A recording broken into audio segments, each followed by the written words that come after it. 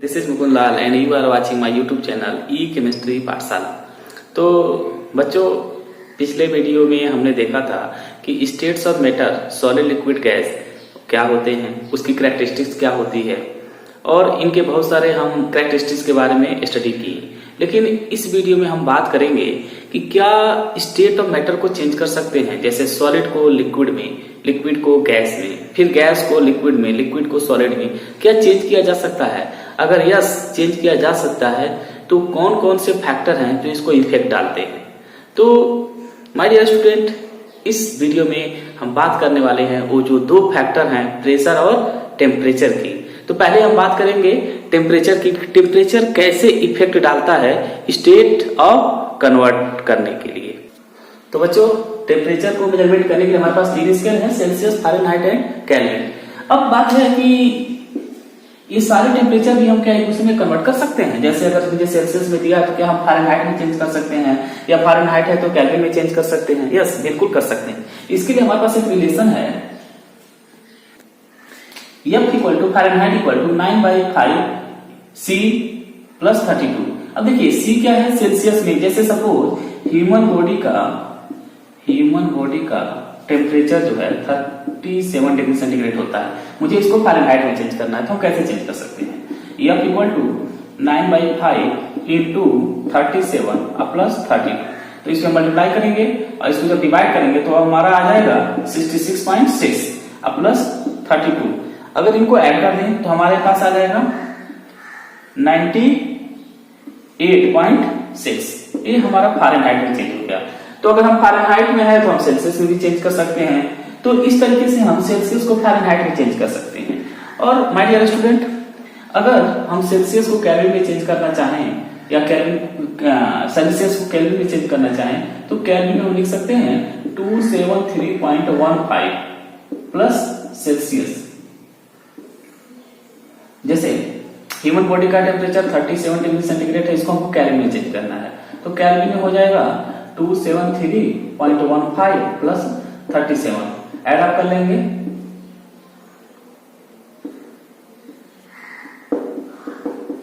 ये 310.15 केल्विन। तो हम देख रहे हैं कि टेम्परेचर को मेजरमेंट करने के हमारे पास तीन स्केल है, सेल्सियस, फारेनहाइट और केल्विन। हम क्या कर सकते हैं, इनको इजीली एक दूसरे में कन्वर्ट कर सकते हैं। अब बात करते हैं कि टेम्परेचर कैसे इफेक्ट डालता है स्टेट ऑफ मैटर को कन्वर्ट करने के लिए, चेंज करने के लिए।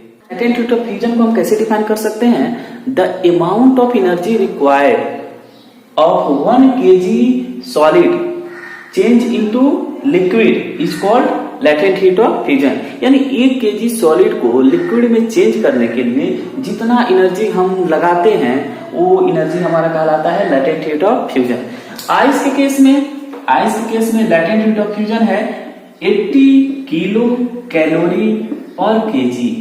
यानी इसका मतलब ये है कि अगर आइस को वाटर में कन्वर्ट करना है तो हमें इतना एनर्जी क्या करना पड़ेगा, सप्लाई करना पड़ेगा। अब एक इंपॉर्टेंट क्वेश्चन कभी कभी एग्जाम में पूछता है कि 0 डिग्री सेंटीग्रेड पे आइस भी एग्जिस्ट कर सकता है और वाटर भी एग्जिस्ट कर सकता है, दोनों एग्जिस्ट कर सकते हैं। अब क्वेश्चन एक पूछता है which is more effective, ice and water. तो आइस क्या है, मोर इफेक्टिव है। Why, what is the reason? Reason is that latent heat of fusion. Due to latent heat of fusion, ice is the more effective than water. Why? Because ice को अगर आप melt करना करोगे water में तो 80 kilo calorie per KG energy की क्या है, जरूरत पड़ेगी। तो ये है माय डियर स्टूडेंट, सॉलिड को जब हम लिक्विड में चेंज कर सकते हैं इफेक्ट ऑफ टेम्परेचर से। अभी हम बात करेंगे कि लिक्विड को जब हम गैस में चेंज करते हैं तब क्या क्या क्राइटेरिया है। तो बच्चों, जब लिक्विड को आप हीट करोगे, जब आप लिक्विड में जैसे कंटेनर में वाटर रख दिया और उसको जब आप हीट करते हैं तो किसमें चेंज हो जाता है, गैस में। यानी वाटर किसमें चेंज होगा, वेपर में। इस प्रोसेस को हम बोलते हैं बॉइलिंग। अगर हम इसको डिफाइन करना चाहें तो लिख सकते हैं, एक बात याद रखना है कि जितने भी सब्सटेंसेस होते हैं सबका एक फिक्स्ड क्या होता है, बॉइलिंग पॉइंट होता है। अब डिफाइन करते हैं कि बॉइलिंग पॉइंट है क्या। The temperature at which liquid start become gas at atmospheric pressure is called boiling point. यानी हर सब्सटेंसेस का अपना अपना क्या है, बॉइलिंग पॉइंट है। अब एक बात ये है कि अगर सपोज ये वाटर है हमने रख दिया और हमने यहाँ पे हीट सप्लाई किया और किस में चेंज हो जाएगा, वेपर में चेंज होगा। अब ध्यान देना है कि अगर हम यहाँ पे हीट सप्लाई कर रहे हैं और इस वेपर को ये वेपर में जब चेंज हो रहा है, तो अगर इसके टेम्परेचर को मेजरमेंट करने के लिए अगर हम थर्मामीटर लगाते हैं तो हम ये देखेंगे कि वाटर का टेम्परेचर नहीं बढ़ रहा है। क्यों? जब तक पूरा वाटर वेपराइज नहीं हो जाएगा तब तक टेम्परेचर नहीं बढ़ेगा। तो ये सारा जो हमने एनर्जी सप्लाई किया वो कहाँ गया? जस्ट लाइक तो हमारा latent heat of vaporization, latent heat of fusion था, उसी तरीके से यहाँ पे एक और वर्ड यूज हम करेंगे, लैटेंट हीट ऑफ वेपराइजेशन। यानी जब हम लिक्विड को गैस में चेंज करते हैं तो क्या होता है, जब स्टेट चेंज होता है, ध्यान से देखना है कि जब स्टेट चेंज होता है तो उसमें एक लैटेंट हीट यानी एक हाइडन एनर्जी होती है। उस एनर्जी को हम जब सॉलिड को लिक्विड में चेंज कर रहे थे तो उसको बोल रहे थे लैटेंट हीट ऑफ फ्यूजन, और जब हम लिक्विड को गैस में चेंज करेंगे तो उसको हम बोलेंगे लैटेंट हीट ऑफ वेपराइजेशन। तो ये लैटेंट हीट ऑफ वेपराइजेशन, कभी कभी आप देखते होंगे जब आप चपाती, ब्रेड, रोटी ये सब बनाते होंगे तो आप देखते हैं जो उसका जो वेपर होता है, जब भाप निकलता है, उससे आपको बहुत ज्यादा तकलीफ होती है जब आप जलते हैं। तो क्यों ऐसा क्यों है? ऐसा इसलिए है कि उसमें क्या है, एक एनर्जी तो है ही, प्लस उसके अंदर क्या है, लैटेंट हीट ऑफ वेपराइजेशन है।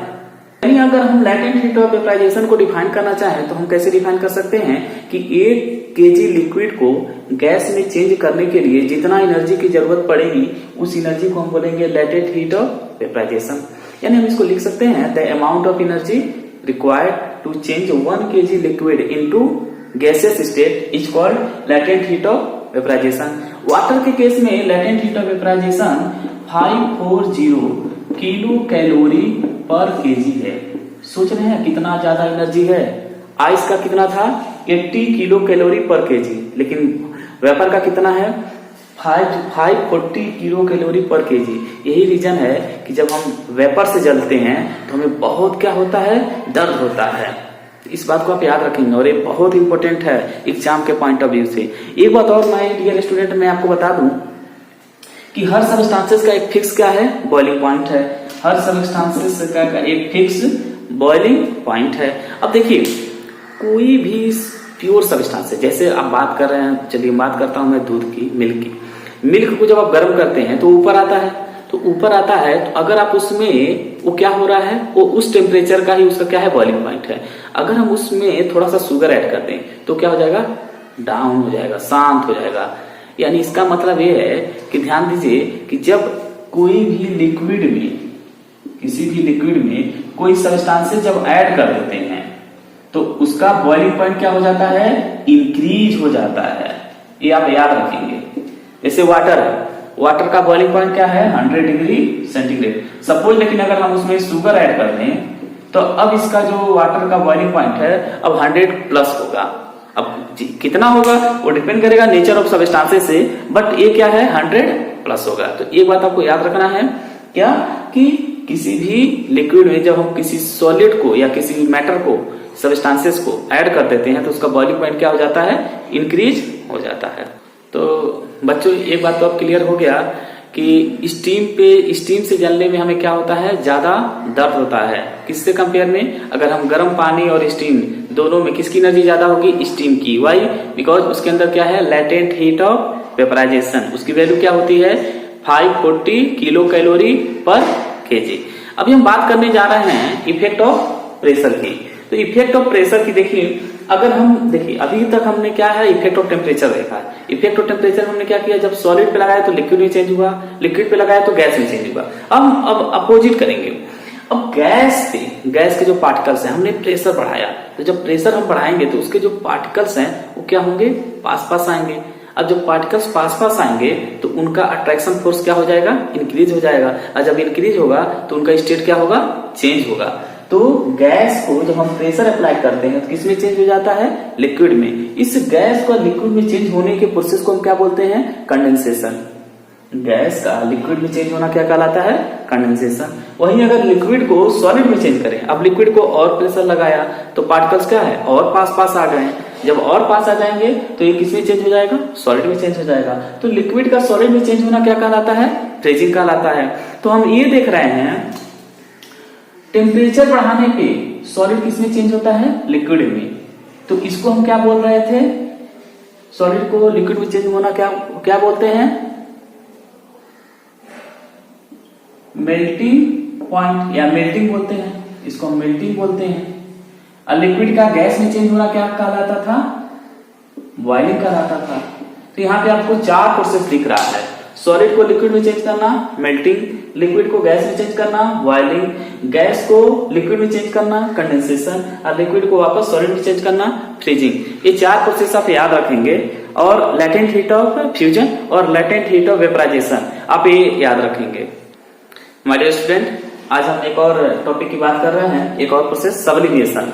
सब्लिमेशन क्या है, जैसे आप कैंपर जलाए होंगे तो कैंपर को जो कभी भी अगर हम जलाते हैं कैंपर, तो जब हम कैंपर को जलाते हैं तो ये सॉलिड से किस में चेंज हो जाता है, डायरेक्ट गैस में। यानी ऐसे सब्सटेंसेस जो सॉलिड से सीधे कहां चेंज हो जाएं, गैस में चेंज हो जाएं।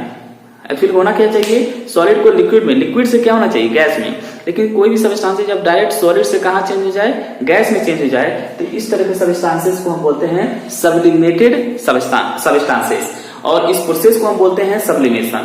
सब्लिमेशन में क्या है, when the solid directly change into gaseous state is called sublimation. Example camper, benzoic acid, naphthalene, anthracene. एक बार मैं और रिपीट करते रहा हूं, camper, naphthalene, benzoic acid, anthracene, ये सारे क्या हैं, हमारे सब्लिमेशन सब्सटेंसेस हैं।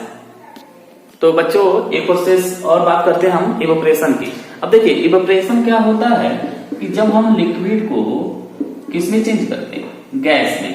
तो देखिए लिक्विड का गैस में चेंज होना बॉइलिंग भी बोलते थे, और जिस टेम्परेचर पे होता था उसको हम क्या बोलते थे, बॉइलिंग पॉइंट। यानी लिक्विड का गैस में चेंज होना बॉइलिंग भी कहलाता है और इवेपोरेशन भी कहलाता है। तो दोनों में डिफरेंस क्या है, तो जो इवेपोरेशन है वो क्या होता है, एट एनी टेम्परेचर, जबकि बॉइलिंग क्या होता है, एक फिक्स टेम्परेचर पे होता है। इसलिए हर सब्सटेंसेस का एक क्या होता है, फिक्स्ड बॉइलिंग पॉइंट होता है। लेकिन इवेपोरेशन ऐसा नहीं है, वो किसी भी टेम्परेचर पे क्या हो जाता है, स्टार्ट हो जाता है। जैसे आप कपड़े जब वॉश कर लेते हो तो जब धूप में रखते हो, या धूप अगर नहीं भी है तो भी वो धीरे धीरे क्या हो जाता है, ड्राई हो जाता है, सूख हो जाता है। क्यों, वो क्या हुआ, उसके जो पार्टिकल्स हैं, लिक्विड ड्रॉपलेट है, वो क्या हो गया, धीरे धीरे इवेपोरेट हो गया एट एनी टेम्परेचर, किसी भी टेम्परेचर पे। अब जो इवेपोरेशन है वो किन किन फैक्टर पे डिपेंड कर सकता है। जैसे मैं कुछ एग्जांपल बताता हूँ। सपोज आप 2 तरह के कपड़े हैं, एक कपड़े को आपने क्या किया है, एक तरह से मोल्डेड कर दिया है, कलेक्ट कर दिया है, और दूसरे को थोड़ा ओपन रखा है। पहले कौन ड्राई हो जाएगा, जो ओपन है। तो ज्यादा से ज्यादा जब सरफेस एरिया होगा तो वहां पे इवेपोरेशन क्या होगा, फास्ट होगा। उसके जो वाटर के पार्टिकल्स हैं बहुत तेजी से क्या करेंगे, इवेपोरेट हो जाएंगे। और किन किन फैक्टर पे डिपेंड कर सकता है, विंड, जब विंड चलती है, एयर जब चलता है तो इवेपोरेशन क्या हो जाता है, फास्ट होने लगता है। जैसे आप हवा चल रही है तो अगर आप कपड़े रखे हैं तो भी क्या हो सकता है, वो सूख जाएगा। क्यों, इवेपोरेट होते गया, उसके जो पार्टिकल्स हैं वो क्या होते गए, इवेपोरेट हो गए। अब देखिए और बात करते हैं, ह्यूमिडिटी की बात करते हैं। व्हाट इज द ह्यूमिडिटी, देखिए जो मॉइस्चर हमारे एयर में प्रेजेंट है उसी को हम क्या बोलते हैं, ह्यूमिडिटी। और हमारा जो एटमॉस्फेयर है उसकी एक क्या है, लिमिट है, वाटर को कैप्चर करने की एक क्या है, लिमिट है। अब देखिए रेनी सीजन में क्या है, वाटर सफिशिएंट अमाउंट में रहता है, कहाँ पे, हमारे एटमॉस्फेयर में ह्यूमिडिटी ज्यादा होती है। लेकिन समर सीजन में क्या होता है, ह्यूमिडिटी कम हो जाती है, क्योंकि इतना ज्यादा टेम्परेचर होता है कि जो हमारे एयर हैं वो क्या होते हैं, ड्राई होते हैं। लेकिन रेनी सीजन में क्या है, एयर ड्राई नहीं होते हैं, उन मॉइस्चर वो क्या कहते हैं, एब्जॉर्ब किए रहते हैं। अब ध्यान दीजिए, जैसे आप समर सीजन में कपड़े को रखेंगे तो क्या होगा, बहुत तेजी से सूखेगा। क्यों, क्योंकि हमारा जो एयर में मॉइस्चर है वो बहुत कम है, ह्यूमिडिटी क्या है, कम है। तो लेस ह्यूमिडिटी में इवेपोरेशन क्या हो जाएगा, इंक्रीज हो जाएगा। लिसन केयरफुली, लेस ह्यूमिडिटी में इवेपोरेशन क्या होगा, इंक्रीज हो जाएगा। और जब ह्यूमिडिटी ज्यादा होगी तो इवेपोरेशन क्या हो जाएगा, कम हो जाएगा। और एक बात और आप देखते होंगे, जब आपको स्वेट निकलता है, पसीना निकलता है, तो क्या होता है, आपको थोड़ा सा रिलैक्स महसूस होता है। जैसे आप पसीना जब निकलता है या जब फैन ऑन करते हैं तो आपको लगता है ठंडा, थोड़ा सा रिलैक्स महसूस होता है। ऐसा क्यों है, देखिए जब पोर्स से जब स्वेट निकलते हैं तो स्वेट क्या है, एनर्जी है। वो क्या किया है, बॉडी से आपकी एनर्जी को क्या करता है, इवोपरेट कर देता है, बाहर निकाल देता है। कैसे, जब आप फैन ऑन करते हैं तो उसके जो पार्टिकल्स हैं इवोपरेट होना शुरू हो गए, बाहर निकलना शुरू हो गए। तो जो बाहर निकल रहे हैं वो क्या कर रहे हैं, बॉडी से एनर्जी को लेकर बाहर निकल रहे हैं। क्यों, क्योंकि जो ड्रॉपलेट हैं वो क्या कर रहे हैं, हमारे बॉडी से अटैच हैं, तो हमारे बॉडी से अटैच हैं तो उसके हीट को लेके क्या हो रहे हैं, बाहर निकल रहे हैं। क्यों, क्योंकि आपने फैन ऑन कर दिया है तो इवेपोरेशन स्टार्ट हो गया है। तो जब बॉडी से एनर्जी बाहर निकलती है तो हमें क्या फीलिंग आता है, ठंडा लगता है, तो हमें क्या है, रिलैक्स महसूस होता है। तो माय डियर स्टूडेंट, ये कुछ इंपॉर्टेंट फैक्ट हैं इवेपोरेशन के। तो इस वीडियो में जो सबसे इंपॉर्टेंट जो कुछ बातें थी, latent heat of vaporization, latent heat of fusion, effect of temperature, effect of pressure, ये कैसे हुए। फिर हमने सब्लिमेशन पढ़ा कि जो डायरेक्ट सॉलिड से कहाँ चेंज हो जा रहा है, गैसेस स्टेट में। जैसे एग्जांपल कैम्फर हो गया, बेंजोइक एसिड हो गया, नैप्थलीन हो गया, एंथ्रासीन हो गया, ये सारे हमारे क्या हैं, सब्लिमेशन सब्सटेंसेस हैं। वहीं हमने कंडेंसेशन के बारे में भी पढ़ा, वहीं हमने इवेपोरेशन के बारे में पढ़ा, वो कौन कौन से एग्जाम्पल हैं जो इवेपोरेशन के अंदर आते हैं, हमने डिस्कस किया।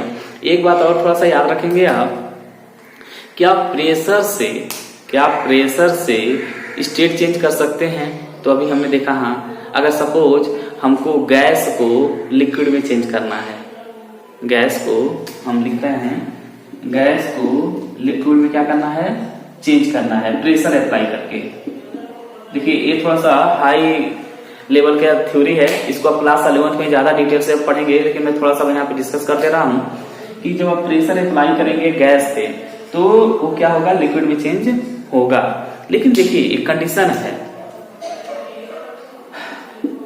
उसमें टेम्परेचर बहुत इंपॉर्टेंट रोल प्ले करता है। जब आप प्रेशर अप्लाई करते हैं वो गैस को लिक्विड में चेंज करने के लिए, उसमें टेम्परेचर बहुत इंपॉर्टेंट रोल क्या करता है, प्ले करता है। अब आपको देखिए, ध्यान दीजिए, आपको करना क्या है, गैस को लिक्विड में चेंज करना है। जो गैस के पार्टिकल दूर दूर हैं उनको पास लाना है, तो आपको करना क्या पड़ेगा, प्रेशर को क्या करना पड़ेगा, हाई करना पड़ेगा, तभी तो हम पार्टिकल्स को पास लाएंगे। तो पार्टिकल्स को पास लाने के लिए हमको प्रेशर क्या करना पड़ेगा, हाई करना पड़ेगा। प्रेशर हाई करेंगे और टेम्परेचर क्या करेंगे, टेम्परेचर को कम रखेंगे, लो रखेंगे, क्योंकि अगर आप टेम्परेचर बढ़ा देंगे तो पार्टिकल्स फिर भाग जाएंगे। तो हमको करना क्या है, टेम्परेचर को कम रखना है। तो लो टेम्परेचर और हाई प्रेशर पे हम गैस को लिक्विड में चेंज कर सकते हैं। ये बात आप नोट कर लीजिएगा नोटबुक में, लो टेम्परेचर और हाई प्रेशर पे हम गैस को लिक्विड में क्या कर सकते हैं, कन्वर्ट कर सकते हैं। और जिस टेम्परेचर पे ये सारी चीजें होती हैं, गैस को लिक्विड में हम चेंज करते हैं, उसको हम बोलते हैं क्रिटिकल टेम्परेचर। तो एक बार फिर से आप याद रखेंगे, प्रेशर क्या होगा, हाई, और टेम्परेचर क्या होगा, लो। तो लो टेम्परेचर और हाई प्रेशर पे हम गैस को लिक्विड में क्या कर सकते हैं, चेंज कर सकते हैं। और जिस टेम्परेचर पे गैस जब लिक्विड में चेंज होता है उस टेम्परेचर को हम क्या बोलते हैं, क्रिटिकल टेम्परेचर बोलते हैं। तो माय डियर स्टूडेंट, आज इस वीडियो से आपका ये चैप्टर फिनिश्ड हो गया, खत्म हो गया। अब हम बात करेंगे कुछ इंपॉर्टेंट क्वेश्चन की। एक छोटा सा वीडियो मैं बनाऊंगा इस टॉपिक से जो इंपॉर्टेंट क्वेश्चन है। तो आई होप आपको समझ में आया होगा। Thank you.